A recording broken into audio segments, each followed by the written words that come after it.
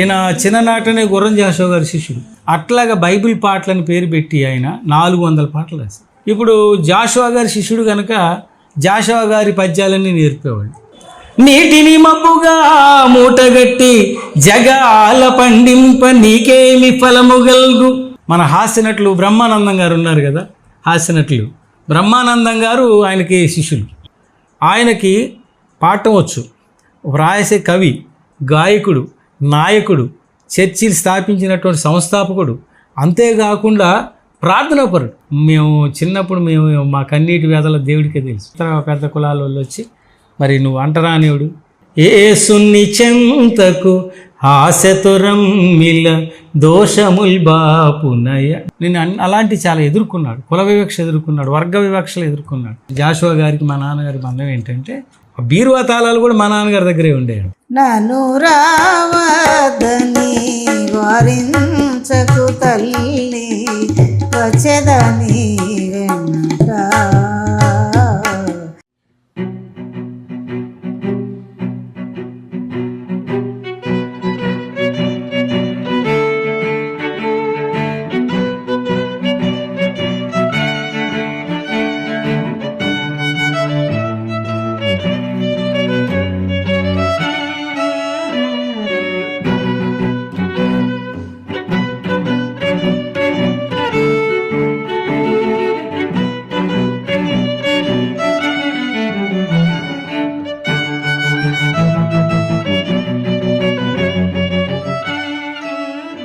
ప్రభు యేసుక్రీస్తు నామమునకు మహిమ ఘనత ప్రభావం కలుగునుగాక. ప్రభు నామమున మీ అందరికీ వందనాలండి.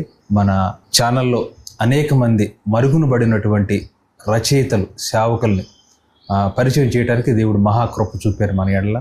అయితే ఈరోజు ఒక అద్భుతమైనటువంటి పాట, మనకందరికీ తెలిసినటువంటి పాట. ఆ ఒక్క పాటే కాదు, సుమారుగా 400 పాటలు రాసినటువంటి రచయితనే కాలగర్భంలో మనందరం మర్చిపోయాం.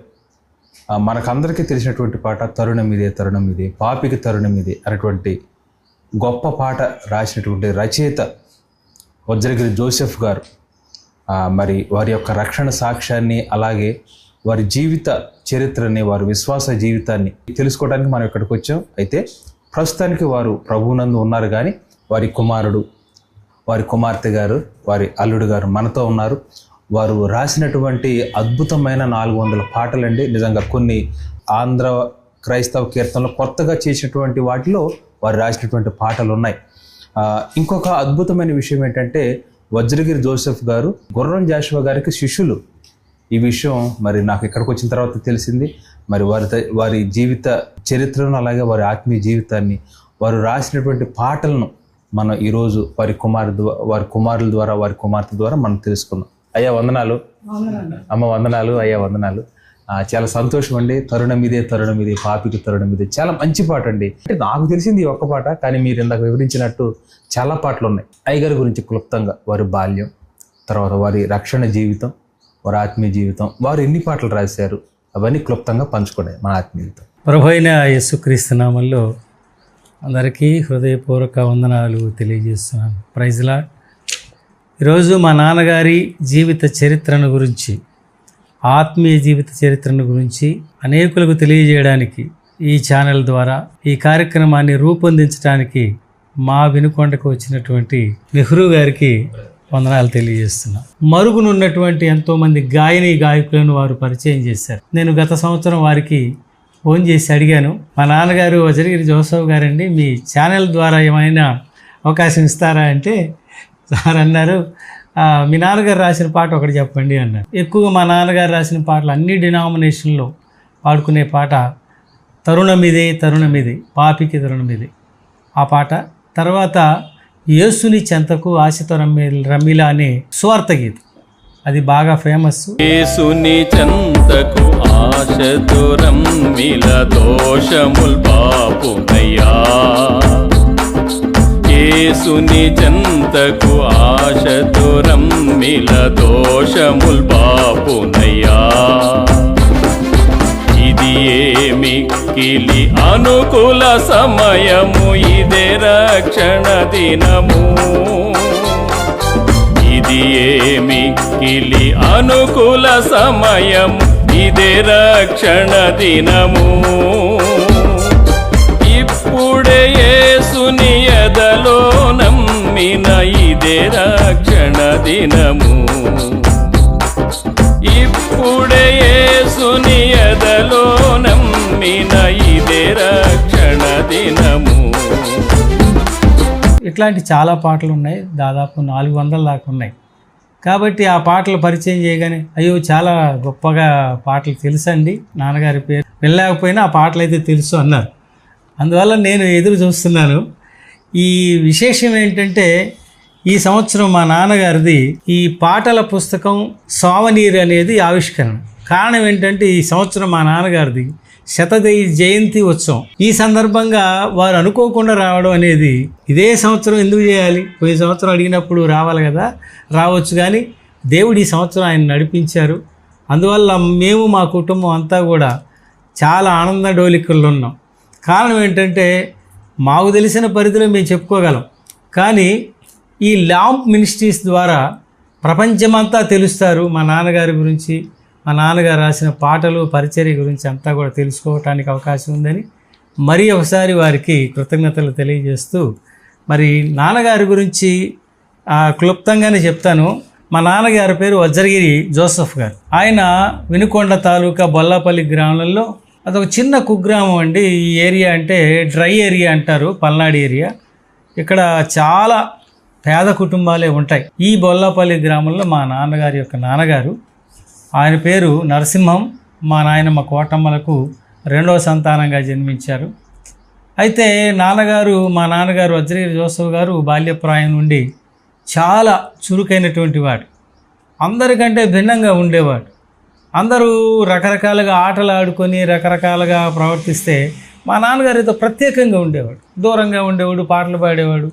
ఆంధ్ర క్రైస్తవ కీర్తనలు కొన్ని పాటలు పాడటం, తర్వాత తోటి పిల్లలకి కొన్ని నేర్పటం, అన్ని పనులు కష్టపడి నేర్చుకొని చేసేవాడు. ఆయన కష్టజీవి.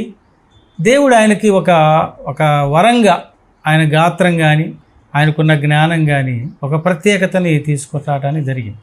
తర్వాత ఆయన 5వ తరగతి వరకు చదువుకున్నారు. ఆ తర్వాత వివాహం చేసుకున్నారు. మా అమ్మగారు విమలమ్మ గారు, వారికి సమీప గ్రామం బొల్లాపల్లిలో ఉంటున్న సరికొండపాలెంలో ఉన్నటువంటి వారి కుటుంబం నుంచి మా అమ్మ మరి విమలమ్మ గారిని, ఒంగోలు విమలమ్మ గారిని చేసుకున్నారు.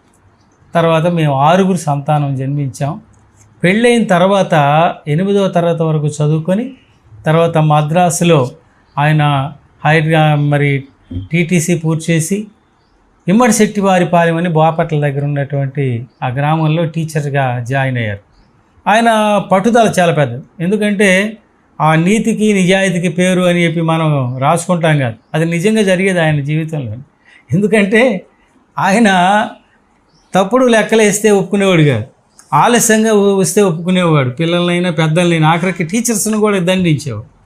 ఇలాంటి పరిస్థితుల్లో ఆ టీచర్ గారు ఏం చేశారంటే, అయ్యా నువ్వు ఇలా ప్రవర్తిస్తే మన ఉద్యోగాలు ఉండవు, మీరు ఏదో కదా వచ్చినా రాకపోయినా కానీ తప్పుడు ఏదో హాజరయ్యండి, లేకపోతే మనకు ఉద్యోగాలు ఉండవంటే, నేను ఉద్యోగం అయినా మానుకుంటాను కానీ తప్పుడు హాజరైందని చెప్పి ఆ ఇమ్మడి శెట్టివారిపాలెంలో 1950లో ఆయన ఉద్యోగానికి రాజీనామా చేసి నర్సాపేట వచ్చారు. అప్పుడు ఆయన సంగీతం నేర్చుకున్నారు, చిత్రకళ నేర్చుకున్నారు. చిత్రకళ నేర్చుకున్న తర్వాత మద్రాస్ హైయర్ డ్రాయింగ్ పాస్ అయ్యారు, టీటీసీ పూర్తి చేశారు. నర్సరావుపేట హార్డ్ హై స్కూల్లో కరెక్ట్గా మనకి బస్ స్టాండ్ ఎదురు ఉంటుంది. హార్డ్ హై స్కూల్లో డ్రాయింగ్ మాస్టర్ చేశారు. అప్పుడు కీన్స్ మిస్సమ్మ అని పండిత దొరసాని ఉండేది, చాలా 6 అడుగుల హైటు, బాగా ఎత్తుగా లావుగా ఉండేది. అయితే ఆవిడ ఏం చేసిందంటే, ఈయన స్ట్రిక్ట్ చాలా అని ఎక్కడైనాది, ఎక్కడికి వెళ్ళినాక ఆయన ముద్ర అంటూ ఉండేది. ఆయన పాఠాలు చెప్పే పద్ధతి ఏంటంటే, ఈయన చిన్ననాటనే గుర్రం జాషువా గారి శిష్యుడు. ఈ కీన్స్ మిస్సమ్మ గారికి ఒక అలవాటు ఏంటంటే, అప్పుడు ఉన్నటువంటి పద్ధతుల్లో ఆ టీచర్స్ అందరూ పిల్లలకి నాటకాలు నేర్పించి యేసుక్రీస్తు వేషం, క్రిస్మస్ పండగల వేషాలు, ఆ నాటికలు వేయించేవాడు. మా నాన్నగారు చాలా చక్కనోడు, ఎర్రగా బాగా హైట్ ఉంటాడు, బాగుంటాడు. చూడగానే మిస్టర్ జోసెఫ్ వచ్చి యేసుక్రీస్తు వేసావా అని అడిగి, అయితే లేదమ్మగారు, నేను అలాంటి వేషాలు వేయటం నాకు అలవాటు లేదు, నేను దేవుని నమ్ముకున్నాను కనుక. ఆయన బాపట్లో ఉన్నప్పుడే రక్షణ తీర్మానం చేసి బాప్తిసం పొందారు, సంపూర్ణమైనటువంటి దేవుళ్ళకి వచ్చారు, బ్రదర్ సంఘాల్లో కొనసాగుతున్నారు అప్పటికే. అయితే ఈవిడ మాట అడగగానే నేను చేయలేనని చెప్పి పదే అడిగింది. ఇక్కడ ఒక విశేషం ఏంటంటే ఆవిడ మాట కాదన్న వాళ్ళు ఎవరు అక్కడ ఉండరు. స్కూల్లో నుంచి బయటికి పంపిస్తారు. అంత స్ట్రిక్ట్గా ఉండేది, చాలా ఎత్తులా ఉండేది కనుక చిన్నల్ని పెద్దల్ని అట్లా పట్టుకొని పక్కకు పడేసేది. అంత బలమైన ఆవిడేం చేసిందంటే, నువ్వు నా మాట కాదంటావా, నేనేం చెప్తే ఇక్కడ జరగాలి కానీ నువ్వు ఇక్కడికి వచ్చి నా సబార్డినేట్గా ఉండి నన్ను ఎదిరిస్తావని చెప్పి గట్టిగా మాట్లాడింది. అప్పుడు ఏమన్నారంటే, అమ్మ నువ్వు గట్టిగా మాట్లాడదు, నేను నిజాయితీగా నిలబడ్డాను, ఇష్టమైతే ఉంటాను లేకపోతే వెళ్ళిపోతాను, రాజీనామా లేఖ రాసి ఆవిడకి అప్పచెప్పేసి వెంటనే రాజీనామా చేసి రెండో రాజీనామా. నీతికి నిలబడ్డ వ్యక్తికి వచ్చే కష్టాలు ఎలా ఉంటాయి. అప్పటికి 3 సంతానము పుట్టారు. నర్సాపేటలో మా నాయనమ్మ గారు వాళ్ళ సంతానంతో, మన తాతయ్య గారితో, వాళ్ళ అన్నదమ్ములు అందరు కలిసి ఉండేవాడు. ఇప్పుడు మా నాన్నగారు చాలా గొప్ప ఆర్టిస్ట్, ఆయన డ్రాయింగ్స్ చాలా వేశారు. అప్పుడు నర్సాపేటలో ఉన్నప్పుడు ఒక పూరింట్లో అద్దెకుంటే ఆ ఇల్లు అగ్ని ప్రమాదంలో తగలబడ్డప్పుడు చాలా బొమ్మలు అందులో కాలిపోయాయి. అందుకని ఆయన వేసిన బొమ్మలు 2 తప్ప ఎక్కువ బొమ్మలు లేవు. అప్పటికి ఆయన 1950లోనే ఆయన పాటలు రాయటం ప్రారంభించారు. ఆయన రాసినటువంటి మొదటి పాట ఉదయకాలము. మా అక్కయ్య గారు ఒక వచనం పాడుతుంది, వినండి. ఉదయకాలము లేచి పరమ దేవునిదలో వేడుమని, ఉదయకాలము లేచి పరమ దేవునిదలో వేడుమని, పొదువలేని మేలులదవు సదయుడగు మన యేసు నడిగిన, పొదువలేని మేలులదవు సదయుడగు మన యేసు అడుగుడే మీకిడుదు నన్న ఆనతోలున్నాయిగా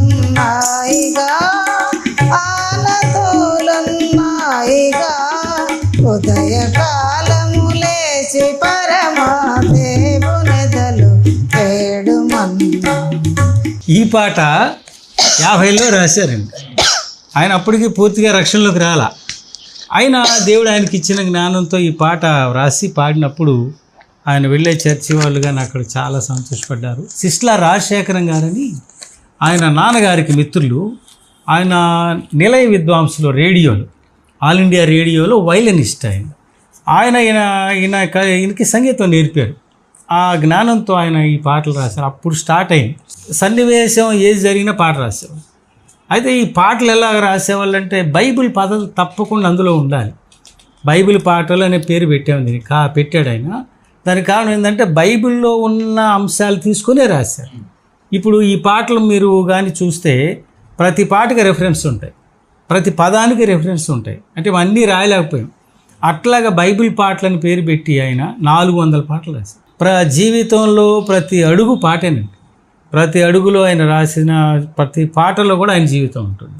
అయితే నాన్నగారు పోస్ట్కి ఎప్పుడైతే రాజీనామా చేశారో నర్సాపేట నుంచి మరి సత్తెనపల్లి వచ్చారు. గుంటూరు జిల్లా సత్తెనపల్లికి వచ్చినప్పుడు సత్తెనపల్లిలో అక్కడ శరభయ్య గుప్తా హైందవ ఉన్నత పాఠశాల ఉంది, అది బాగా ఫేమస్. అప్పుడు మా నాన్నగారు డ్రాయింగ్ మాస్టర్గా చేరినప్పుడు ఎంతోమంది ఆయన దగ్గర శిక్షణ తీసుకునేవాళ్ళు.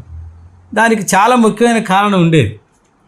పై అంతస్తులో ఆయనకు ఒక రూమ్ ఏర్పాటు చేశారు. అంటే మేము కూడా అక్కడ కూడా చదువుకున్నాం మా చిన్నతనంలోనే. ఆ పై రూమ్లో నాన్నగారు వేసిన బొమ్మలన్నీ చుట్టూ ప్రదర్శనలు పెట్టేవాళ్ళు. స్టూడెంట్స్ వచ్చి లోపలికి వస్తే వాళ్ళది ఒక లోకం. అందులో ఒక డ్రాయింగే కాకుండా సంగీతం, సాహిత్యం కూడా నేర్పేవాళ్ళు. ఇప్పుడు జాషువా గారి శిష్యుడు కనుక జాషువా గారి పద్యాలన్నీ నేర్పేవాళ్ళు. బీన్నీడి మోషే గారి శిష్యుడు కనుక బీన్నీడి మోషే గారి పద్యాలు నేర్పేవారు. ఆయన బీన్నీడి మోషే గారి కవిత్వం అంటే ఆయనకు ప్రాణం. అందుకని ఆయన రాసిన పద్యం, గొప్ప పద్యం ఒకటి ఉందండి. నిత్యమారని జ్యోతులు ఒత్తులాకసమున వెలిగింతు వేపాటి వెలలభించు, సృష్టించి ఈ జనము చుట్టు కావలి కాచుకుందువే, నీకేమి కూలిగిట్టు నీటిని మబ్బుగా మూటగట్టి జగాల పండింప నీకేమి ఫలము గల్గు, మంటి బొమ్మను నీ ప్రాణముంటం చేసి తగులు కొని గిట్టి రంజీతు దాని నిరిగి నిలువుదోపిచ్చి నా గుండెలో నిలుపుకొందు రారా ననుగన్న తండ్రి పరాత్పరుండా అని ఇలా నేనే పాడితేనే ఒక రకంగా ఉంది. ఆయన ఇంకా ఎంత బాగా పాడేవారంటే ఆ విద్యార్థులందరూ అలా కూర్చొని అలా వినేవారు. విద్యార్థులు ఒక్కలైతే పర్వాలా, టీచర్స్ కూడా వచ్చారు ఇంత బాగా పాఠాలు చెప్తున్నాడని. అయితే ఈయన దగ్గర చదువుకున్నటువంటి ఆనాటి విద్యార్థులు అంటే 1963 ఆ ప్రాంతంలో చదువుకున్న విద్యార్థులు ఈరోజు దేశమే కాదు ప్రపంచవ్యాప్తంగా పేరు తెచ్చుకున్నారు. అందులో ముఖ్యంగా మన హాస్యనటులు బ్రహ్మానందం గారు ఉన్నారు కదా, హాస్యనటులు బ్రహ్మానందం గారు ఆయనకి శిష్యులు. ఆయన దగ్గర ఆర్ట్ నేర్చుకున్నారు, పద్యాలు నేర్చుకున్నారు, సాహిత్యం కూడా. ఈ మధ్యకాలంలో ఆయన అంటే కొంచెం లీజర్గా ఉన్నారు కనుక బొమ్మలు గీయటం ప్రారంభించారు. ఒక ఇంటర్వ్యూలో కూడా చెప్పారు, ఒక పేపర్లో కూడా ఇచ్చారు. అందులో మీరు ఇంత బాగా బొమ్మలు గీయటానికి మూల కారణం ఏంటంటే మన వజ్రగిరి జోసఫ్ గారండి, మా డ్రాయింగ్ మాస్టర్ గారు ఉండేవాళ్ళు, ఆయనే నాకు నేర్పారండి నన్ను. ఇది ఒక గొప్ప వ్యక్తి. జింకా రామారావు గారని, తర్వాత చాలామంది పెద్ద పెద్ద మరి సంగీత నేర్చుకున్న వాళ్ళు ఉన్నారు. ఆయన శిష్యులు ఇప్పటికి కొంతమంది ఉన్నారు. ఎవరిని వదిలిచ్చినా అయ్యా మీ నాన్నగారు సంగీతం, సాహిత్యం, మరి ఒక పక్క చిత్రలేఖనం, అన్ని విషయాల్లో గొప్పవాడండి. అయితే ఇందులో నా భాగ్యం ఏంటంటే మా ఇంట్లో వాళ్ళది మా పెద్దన్నయ్య మంచి గాయకుడు వజ్రగిరి విజయ్ కుమార్ గారండి. బాగా పరిచయం చేస్తాడు, మంచి వాక్చాతుర్యం ఉన్నటువంటి సేవకుడు. 2010లో అంటే 16 ఏళ్ల క్రితం చనిపోయారు. ఆయన బదులు ఆయన కుమారుణ్ణి దేవుడు నిలబెట్టుకున్నాడు. అదే మక్కి పాటలు పాడటం కానీ వాక్య పరిచర్య మరి కుమారులు. తర్వాత మరి మొదటి కుమార్తె మా అక్కయ్య గారు ఇప్పుడు పాట పాడింది కనుక విన్నారు కదా. ఆ అక్కయ్య గారు కూడా ఆ చిన్నతనం నుంచి నాన్నగారు అడుగు జాడల్లో పాటలు పాడటం కానీ వాక్యం చెప్పడం కానీ ఇతరులకు పరిచయం చేయటం. మా అమ్మ ఎంతో పరిచారకురాలు. మా అమ్మ చేతి వంట తినని సేవకులే లేరండి. మా ఇంటికి వచ్చిన సంఘాలే కాదు, ఎంతమంది సేవకులు వచ్చినా ఆ రోజుల్లో కట్టెలు అన్నీ కంప కొట్టించి మా మట్టి పాత్రలోని అన్నం వండి పెట్టి అందరు కడుపు నింపిన మహాతల్లి. మా అమ్మకి ఏమైతే గుణాలు ఉన్నాయో మా అక్కయ్య గారు పునికి పుచ్చుకున్నారు. మా నాన్నగారు ఎంత పరిచర్య చేయడానికి వినుకొండ ప్రాంతంలో వీరు ఇరువురు ఇచ్చినటువంటి ఆతిథ్యం, ఆ ప్రోత్సాహంతోనే ఆయన ఇన్ని సంఘాలు కట్టగలిగారు. భర్త గారైనటువంటి ఆల్ఫ్రెడ్ గారు దేవుని వాక్యం చెప్తారు, 3 సంఘాల్లో వారు పరిచర్య చేస్తారు. సరే, 3వ సంతానమైనటువంటి మా రెండో అన్నయ్య మరి వజ్రగిరి డేవిడ్ రాజు గారు, ఆయన కూడా వ్యవసాయ శాఖలో పనిచేసి రిటైర్ అయ్యారు. ఆయన 2 సంఘాలు చూస్తున్నారు. ఆయన మంచి గాయకుడు. తర్వాత 3వ అన్నయ్య నెహమ్యా గారు, వజ్రగిరి నెహమ్యా గారు అంటే బాగా ఫేమస్. ఒకప్పుడు మేమంతా కలిసి వజ్రగిరి బ్రదర్స్ అంటే ఒక 20 సంవత్సరాలు ఆంధ్రప్రదేశ్లో మోగిపోయింది. 3వ అన్నయ్య తర్వాత నేను, నా పేరు వజ్రగిరి జస్టిస్ అంటారండి. నేను 1984 నుంచి చిత్రకారుడిగా చేస్తూ ఉన్నాను. వాస్తవానికి నేను మొట్టమొదటి ప్రారంభించిందే బైబిల్ చార్ట్లు, క్రిస్టియన్ లైన్లు. ఇప్పటికే ఉన్నాయి చార్ట్లు. ఆది కాండం నుంచి ప్రకటన గ్రంథం వరకు ఉన్నటువంటి చరిత్ర అంతా కూడా ఒకే గ్రంథంగా వ్రాయటం, ఒకే చిత్రంగా గీయటం జరిగింది. అది ఇండియాలో ఒక రికార్డ్. తర్వాత నేను అప్పటి నుంచి ఇప్పటి వరకు దాదాపుగా నేను చేసిన కృషి వల్ల అంటే చిత్రకళలో దాదాపు 66 అంతర్జాతీయ అవార్డులు, జాతీయ అవార్డ్స్ వచ్చాయి. ఇది గుర్తించి ఈ మధ్య ప్రభుత్వం వారు నాకు ఉగాది పురస్కారం కూడా ఇవ్వటం జరిగింది. ఆంధ్రప్రదేశ్ ప్రభుత్వం వారు ఉగాది పురస్కారం మన చంద్రబాబు నాయుడు గారు ముఖ్యమంత్రి గారి చేతుల మీదుగా తీసుకోవడం జరిగింది. This all credit goes to my father and mother. ఇదేంటంటే నా క్రెడిట్ కాదు, ఇది మా అన్నదమ్ములందరికీ ఆయన నేర్పిన విద్య. ఆయనకి పాడటం వచ్చు, వ్రాసే కవి, గాయకుడు, నాయకుడు, చర్చిలు స్థాపించినటువంటి సంస్థాపకుడు. అంతేకాకుండా ప్రార్థనాపరుడు. ఉదయం 3 గంటలకు లేస్తే తెల్లారు 6 గంటల దాకా 3 గంటల సేపు ప్రార్థనే చేస్తాం. ఇవన్నీ మేము తలా ఒకటి తీసుకొని మేము ఫేమ్ అయ్యాం. మా చివరి చెల్లెలు పులియాల ఎప్సిబా, పులియాల విజయానంద్, వీరిద్దరు నర్సాపేట తాలూకా కండ్లకుంట గ్రామంలో సంఘం నడిపి ఈ మధ్య కాలంలో వారు కూడా చనిపోయారు. వారి పిల్లలు ఉన్నారు. అయితే మా నాన్నగారి తరపున ఉన్నటువంటి కుటుంబం అంతా కూడా ఆశీర్వదింపబడిన వారే. వారి కుమారులు, కుమార్తెలు, పిల్లలందరూ ఉద్యోగాలు చేస్తున్నారు, చదువుకున్నారు. ఒకప్పుడు మేము భయంకరమైన కష్టాలు పడ్డాం. మేము సత్తెనపల్లిలో మా నాన్నగారు ఉద్యోగం రాజీనామా చేసిన వెంటనే అతి భయంకరమైన పేదరికంలోకి నెట్టబడ్డాం. డ్రాయింగ్ మాస్టర్ పదం అంటే ఈరోజు లక్షన్నర వస్తాయి జీతం. ఆ రోజుల్లో కూడా మంచి జీతం ఉండేది. కానీ దేవుని సేవ కోసం 1963లో ఉద్యోగానికి రాజీనామా చేసి అక్కడ ఒక సంఘటన జరిగింది. సత్తెనపల్లిలో హై స్కూల్లో డ్రాయింగ్ మాస్టర్గా చేస్తున్నప్పుడు చివుకుల వెంకటేశ్వర్లు గారని ఆయన హెడ్ మాస్టర్, ఆయన స్ట్రిక్ట్ మనిషి. ఆయన మా నాన్నగారిని గమనిస్తే ఉండేవాడు. ఒకరోజు అడిగాడు, ఏమయ్యా నువ్వు ఏదో ప్రార్థనలు కనిపోతున్నావంట అని అడిగితే, అవునయ్యా నేను యేసుప్రభువుని నమ్ముకున్నాను కనుక ఆయన సేవ చేయటానికి నాకు ఇష్టంగా నేను వెళ్తానయ్యా అని చెప్పి, ఓ పని చేయవయ్యా ఫాస్టర్ అయిపో, అమెరికా నుంచి డబ్బులు వస్తాయి కానీ వ్యంగ్యంగా మాట్లాడు. అయ్యా అమెరికా డబ్బులు వీటి కోసం కాదయ్యా, ఆత్మల భారం కలిగి నేనేదో సేవ చేస్తున్నాను, నా ఖాళీ సమయం నేను బడికి రాకపోతే మీరు అనాలి. నేను స్కూల్కి సమయానికి వస్తున్నాను, పాఠాలు చెప్తున్నాను, అందరికీ నా గురించి మంచిగానే తెలుసు కదా అంటే, ఇట్లా కాదయ్యా ఉంటే ఇటన్నా ఉండు అట్టే ఉండు, 2 పడవల మీద కాళ్ళు అయ్యే వాక్యమని చెప్పి ఆయన ఇచ్చాడు. ఒకరోజు ఆయన మా నాన్నగారు పడుకొని ఆలోచిస్తూ ఉన్నప్పుడు ఆయన ఆలోచనలు ఏంటంటే సామెతల గ్రంథం 21:11 నుంచి 11-12 వచ్చినారు. నాశన గోతికి ఈ సంగతి మీకు తెలియదు అనుకుని నీవు అనుకునే హృదయములను శోధించేవాడు నీ మాటను గ్రహించును కదా అనే వాక్యం ఏంటంటే ఆయన మనసులో పదే పడతాం. ఎందుకు ఇలా జరుగుతుంది?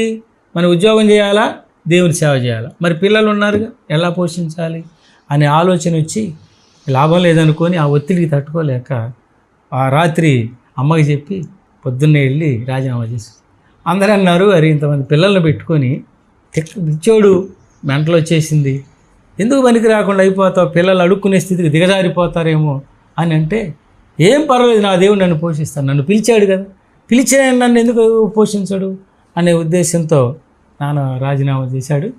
చేసిన తర్వాత అక్కడి నుంచి కష్టాలు స్టార్ట్ అయ్యాయి. మరి అద్దెలు కట్టుకోవాలి, అద్దెంట్లో ఉంటున్నాం, ఎవరో 10 రూపాయలు 10 తల ఎంతో సాయం చేస్తుండేవాళ్ళు. పండగ రోజుల్లో కూడా పక్కింట్లో భోజనం చేయాల్సిన పరిస్థితి, బట్టలు లేవు. మేము చిన్నప్పుడు మా కన్నీటి వేదల దేవుడికే తెలుసు. కానీ నాన్న ప్రార్థన చేసి ఏదో ఒక రోజు మనల్ని కనుకరిస్తాడు అని. అప్పుడు సత్తెనపల్లిలో వేరే ప్రాంతానికి వచ్చాం మేము. ఆ ప్రాంతంలో ఏం చేశారంటే చిన్న కుడిసేసుకొని ఆ ఏరియాలో ఉన్నటువంటి ఇతర పెద్ద కులాల వాళ్ళు వచ్చి, మరి నువ్వు అంటరానివుడు, నువ్వు ఇక్కడికి వచ్చావంటే మీ వాళ్ళందరినీ తెచ్చి పెడతావు, మాకు తలకాయ నొప్పులు, నువ్వు వెళ్ళిపోమని చెప్పి ఆ ఇల్లు పీకేసి మా నాన్నగారికి చేతులు ఎత్తి ప్రార్థన చేశాయ్యా, ఉద్యోగానికి రాజీనామా చేశాను, ఇంతమంది పిల్లల్ని పెట్టుకుని దేవుడి దగ్గర రమ్మని చెప్పాడు ఈ నాగన్నకొండలో అని అంటే, ఆయన వాళ్ళల్లో ఒకడుండి చదువుకున్న పిల్లవాడు, ఆ మాస్టర్ గారేలే పనీలేండి ఏదో ఉంటాడులే అని. వాళ్ళు ఏమన్నారంటే నువ్వు తప్ప ఇంక మీ కులస్తులు ఎవరు రావడానికి వీలేదని ఒక నిబంధన పెట్టేసి మా నాన్నగారు. గమ్మత్ ఏంటంటే ఆయన ఆ ఇల్లు బీగటానికి వచ్చిన 30 మంది దాదాపు, అందులో ఒక లీడర్ ఒక ఆయన ఉన్నాడు. తర్వాత చాలా ఏళ్ళ తర్వాత ఆ లీడర్ మళ్ళీ నా దగ్గరకు వచ్చి బొమ్మలు వేయించుకొని నాకు సన్మానం చేశారు. ఆ కష్టాల్లో నుంచి కన్యల్లో నుంచి సంఘాలు కట్టి ప్రతి ఊరు వెళ్ళి మోకాళ్ళతో ప్రార్థన చేసి కన్యల ప్రార్థన చేసి పెట్టినా పెట్టకపోయినా తిన్నా తినకపోయినా ఎవరు ఏమి ఇచ్చినా ఇవ్వకపోయినా దేవుని పరిచర్య చేసి మరి బ్రదర్ల సంఘాల్లో ఒక మంచి పేరున్నటువంటి సేవకుడిగా స్వార్థికుడిగా ఆయన ముందు పాటలతో ఆయన పరిచర్య. కాబట్టి నాన్నగారి పాటలే వాక్యం. ఇప్పుడు ఒక పాట తీసుకున్నాం అనుకోండి, యేసుని చెంతకు ఆశతో రమ్మిల దోషముల్ బాపునయ, డైరెక్ట్ స్వార్థే. జపములు తపములు ఉపవాసములు పాపముల్ బాపవయ్యా, దాన ధర్మములు తీర్థయాత్రలు పాపముల్ బాపవయ్యా, యేసుని రక్తమే పాపము శాపము. ఇప్పుడే ఇంకేంటి పాటలు అయిపోయింది. ఎన్నో పాటలు రాసి నాన్నగారు మరి చనిపోయి 32 సంవత్సరాలు అయిపోయింది. ఈ సంవత్సరం అయింది 100వ జయంతి. కాబట్టి మీ అందరికీ ఈరోజు ఎందుకు ఆనందపడుతున్నాం అంటే ఆయన 100వ జయంతి సంవత్సరం రోజు ఈ ఇంటర్వ్యూ జరగటం, మా నాన్నగారి గురించి కొన్ని విషయాలు మీకు తెలియజేయడం జరిగింది. ఎంతోమంది రక్షింపబడ్డారు, ఎన్నో వందల మంది, ఎంతమంది అనేది లిస్టు రాసుకోలే ఆయన. నెక్స్ట్ ఏంటంటే ఆయన ప్రార్థన చేస్తే ఎంతోమందికి సంతానాలు కలిగారు, ఎంతోమందికి బాప్తీసాలు ఇచ్చారు. అంతేకాకుండా ఆయన ప్రార్థనా ఫలంగా ఎంతోమంది ఉన్నతమైన ఉద్యోగాలు చేస్తున్నారు, డాక్టర్లు అయ్యారు, యాక్టర్లు అయ్యారు, అంతేకాదు గొప్ప గొప్ప కళాకారులు అయ్యారు. మరి కుమారులే కాదు, కుమార్తెల పిల్లలు, వారి ఆత్మీయ బిడ్డలు కూడా ఉన్నత స్థానంలో ఉన్నారు. అయితే ఆయన మన మధ్య లేకపోయినా ఆయన చేసిన పరిచర్య ఉంది. అంతేకాకుండా ఆయన కుమారులు కుమార్తెలు చేస్తున్న సంఘాలు పరిచర్య కొనసాగుతూనే ఉంది. ముఖ్యంగా పాటలు, ఆయన పాటల ద్వారా పరిచర్య చేసిన ఒక్కొక్క పాటని నేను మీ అందరికీ పరిచయం చేయాలని ఆశిస్తూ ఉన్నాను. ఇప్పుడు స్తుతి గీతం ఒకటి పాడదాం. స్తుతించెదము, స్తోత్రించెదము, కృపగల దేవుని మేలుల తలచి. స్తుతించెదము, స్తోత్రించెదము, కృపగల దేవుని మేలుల తలచి.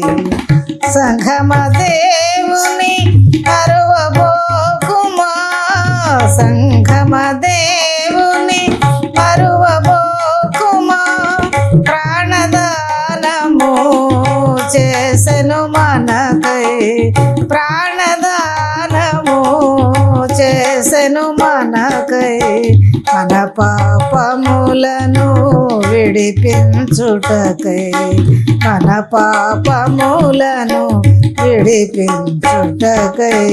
స్తుతించెదము, స్తోత్రించెదము, కృపగల దేవుని మేలుల తలచి. తర్వాత ఇటువంటి పాటలు స్తుతి గీతాలు చాలా ఒక 50 పైనే రాశారు.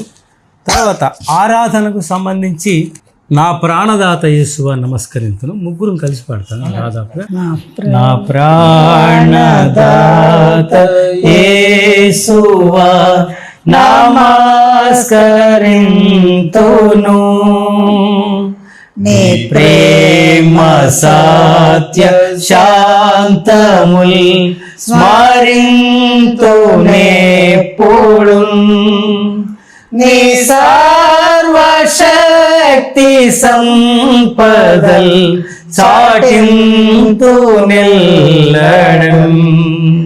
నీ సర్వశక్తి సంపదల్ చాటింతు నెల్లడం. నమస్కరింతును,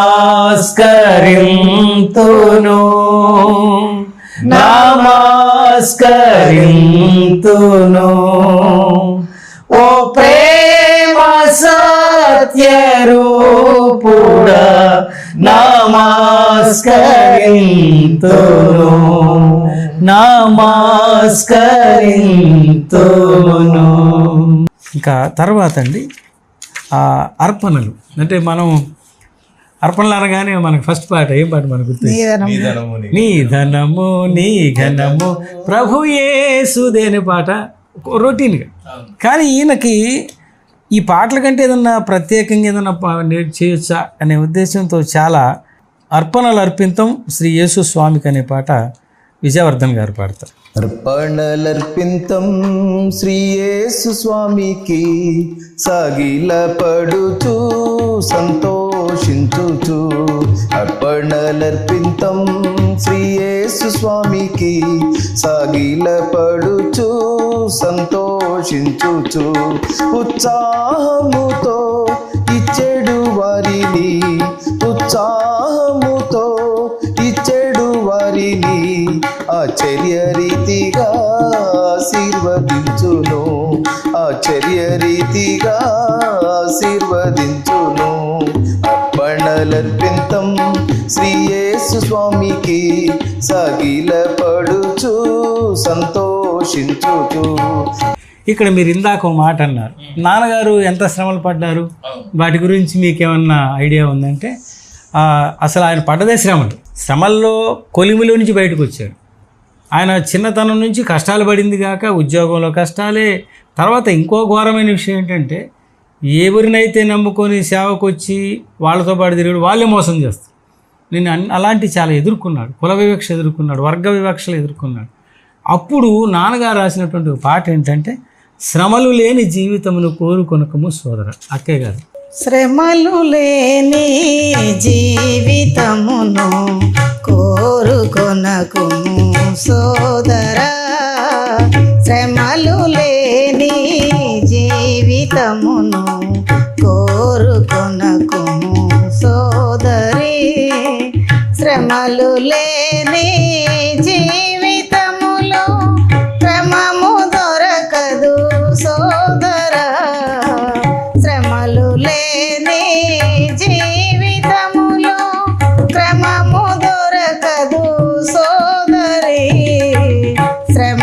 లేని జీవితమును కోరుకొనకు సోదరా. ప్రభు యేసు ప్రార్థనయే, ప్రార్థన గురించినటువంటి మంచి పాట. ప్రభు యేసు ప్రార్థనయే బహు మంచి పునాదిలే. ప్రభు యేసు ప్రార్థనయే బహు మంచి పునాదిలే. పగలంత బోధించన్, పగలంత బోధించన్, రాత్రంత ప్రార్థించన్. ప్రభు యేసు ప్రార్థనయే బహు మంచి పునాదిలే. వాస్తవానికి ఈయన రాసిన 400 పాటల్లో 26 సూచికలు ఉన్నాయి. 26 రకాలు వైవిధ్యంతో కొన్ని. సిలువనెత్తుకొని వెంబడించే పాట. సిలువనెత్తుకొని వెంబడించు అని అంటే పాట ద్వారా అనుకోండి సూటిగా వెళ్ళిపోదు, పాట సూటిగా వెళ్ళదు. అందుకని ఆయన ఈ పాట రాశారు. నా సిలువను నేనెత్తుకొని నిన్ను వెంబడింతును, కాలుష్యముల్ హరించు సిలువ మోసిన యేసు ప్రభు, మోసిన యేసు ప్రభు.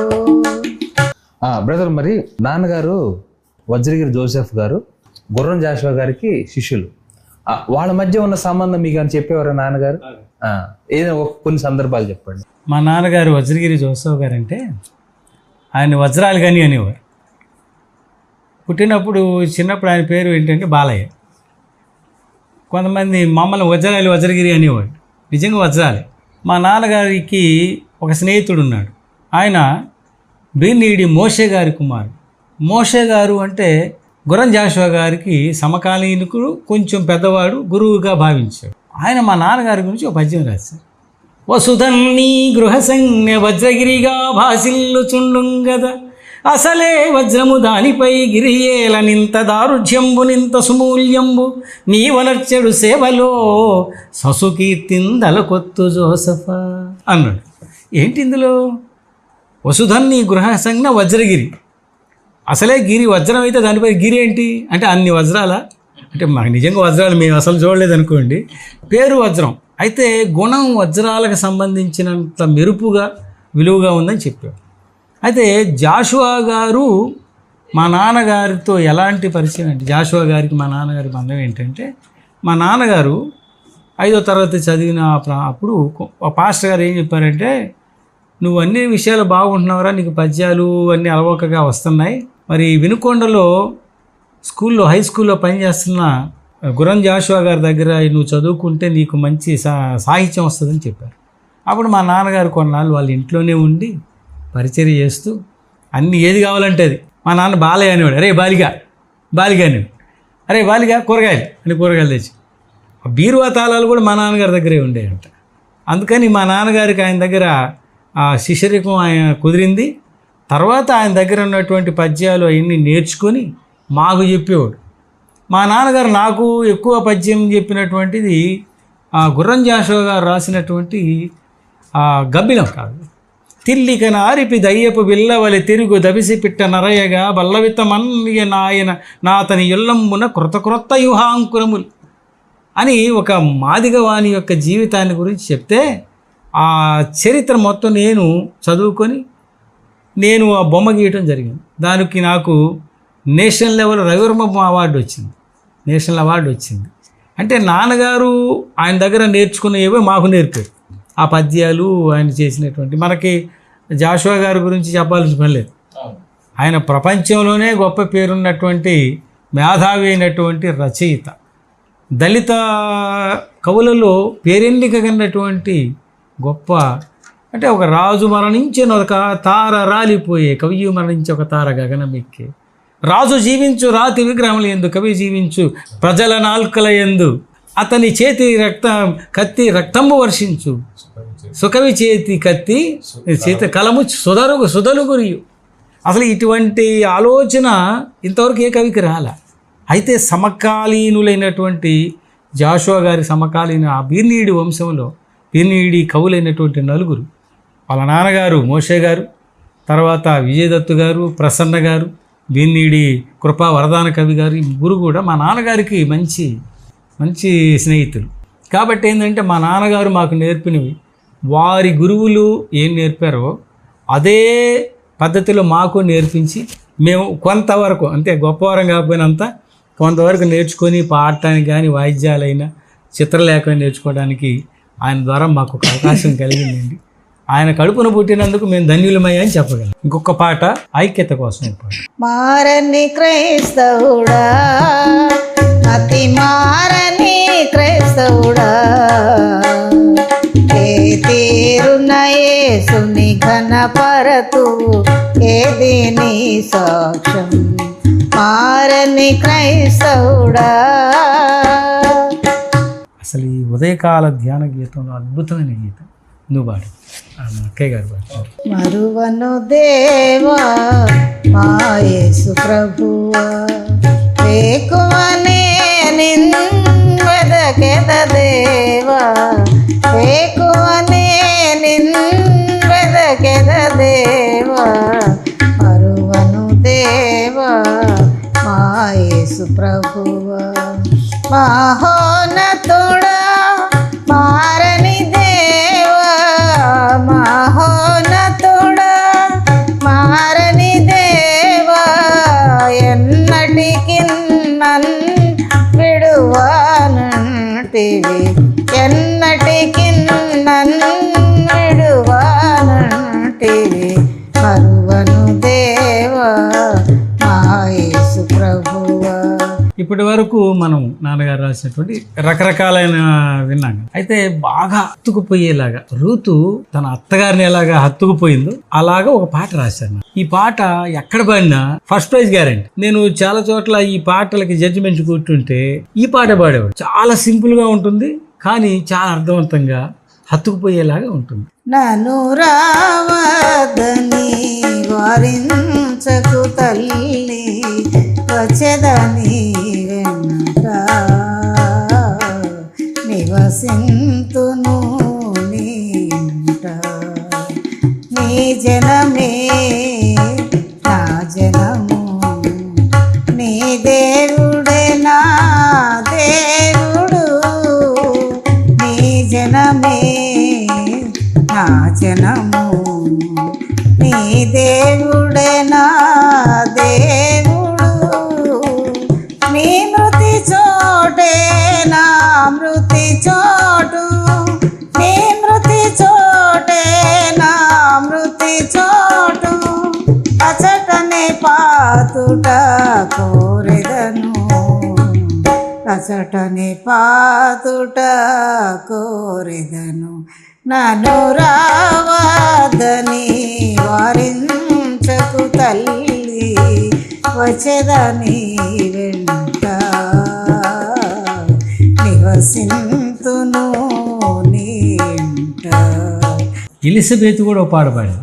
మరియమ్మ తల్లిగా మారినప్పుడు తన గర్భంలో పరిశుద్ధాత్ముడు ప్రవేశించాక గబ్రియలు దూత చెప్తాడు, మీ బంధువురాలైన ఎలిజబెత్ను ఒకసారి దర్శించంటే పరుగు పరుగున అక్కడికి వెళ్ళి ఆ ఎలిజబెత్ను చూడటానికి వెళ్ళగానే ఫస్ట్ వందనాలు. ఈ వందనాలకు ఉన్నటువంటి గొప్ప విశేషం, మనం ప్రైజ్లు ఆడడం తప్పని కాదు, కానీ తెలుగు భాషలో వందనాలకు చాలా ప్రాముఖ్యం.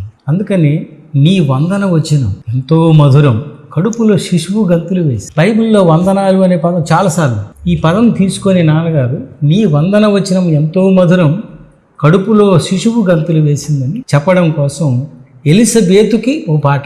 ఈ పాట నన్ను చూడవచ్చితివా నా భాగ్యమా అని ఒక బిరుదుని మరియమ్మ తల్లికి తగిలించి తనకున్న ఆనందాన్ని ఎలా పంచిందో ఈ పాటలు నాన్నగారు రాసి. నన్ను చూడవచ్చితివ నా భాగ్యమా, స్త్రీలలో నీవెంతో దీవింపబడినావు, నన్ను చూడవచ్చితివ నా భాగ్యమా, జగతికి తల్లి కనకపు వల్లి, జగతికి తల్లి కనకపు వల్లి, నా ప్రభు తల్లి నన్ను చూడనే వచ్చే నా ప్రభువు తల్లి నన్ను చూడనే వచ్చే నన్ను చూడవచ్చితివ నా భాగ్యమా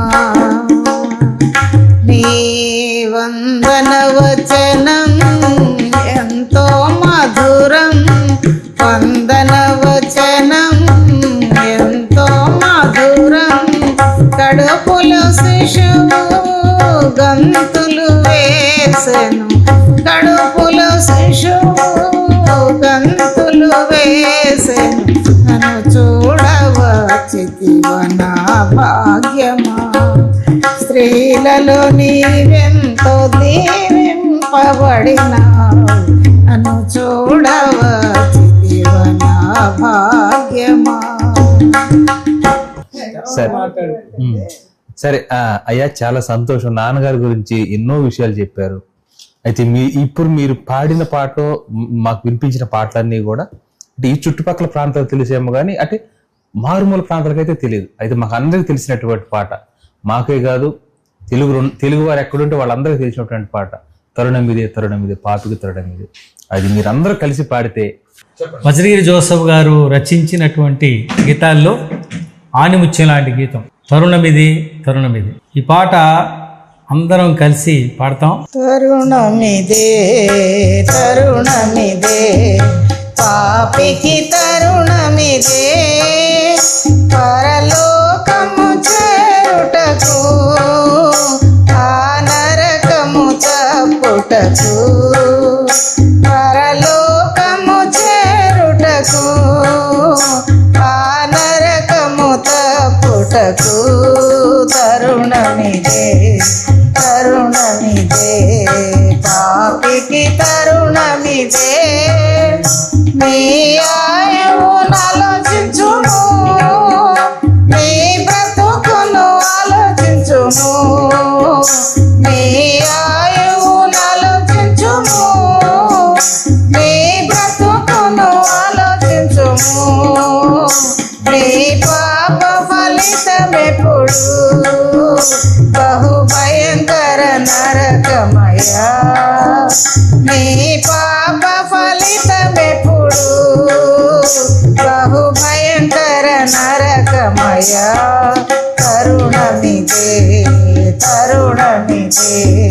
పాపికి తరుణమిదే నీ దేవుని సన్నిధిలో కనబడుటకు సిద్ధపడుమా నీ దేవుని సన్నిధిలో కనబడుటకు సిద్ధపడుమా నేడే రక్షణ దినము లోక కీడును విడచిరము నేడే రక్షణ దినము లోక కీడును విడచిరము తరుణమిదే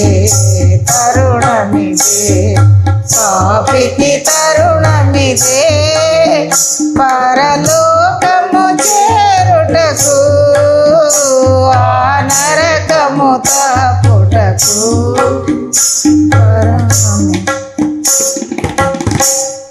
ఇంత మంచి సమయాన్ని, ఇంత మంచి సాక్షిని మాతో పంచుకున్నందుకు మీ అందరికీ ముఖ్యంగా మీకే వందనాలు తెలియజేస్తూ ఉన్నాం. మా నాన్నగారి గురించి మీరు శ్రద్ధ తీసుకొని, పైగా ఇది 100వ జయంతి సంవత్సరం, మేము అనుకోకుండా మీరు మాకు ఒక మంచి గిఫ్ట్గా ఇస్తాం మా కుటుంబం. ఇది నిజంగా దేవుని ఏర్పాటు. నేను ఒక పాట రాశాను, ఇది దేవుని సంకల్పమే శుభ జీవన సౌందర్యమే. ఆ పాట నేనే మర్చిపో. ఈరోజు మీరు మా కుటుంబంలో వచ్చి మీరు మాకు ఇంత మంచి అవకాశం కలిగించి మా నాన్నగారి గురించి ఇంతమందికి తెలియజేసే అవకాశం ఇచ్చేందుకు అందరి తరపున, కుటుంబం తరపున యేసయ్యా నీవు లేక ఉండలేముగా, నీవు తోడుంటే మా బ్రతుకు పండగేనుగా. యేసయ్యా నీవు లేక ఎండమావిగా, నీవు తోడుంటే మా గుండె నిండు బావిగా మలిగినది.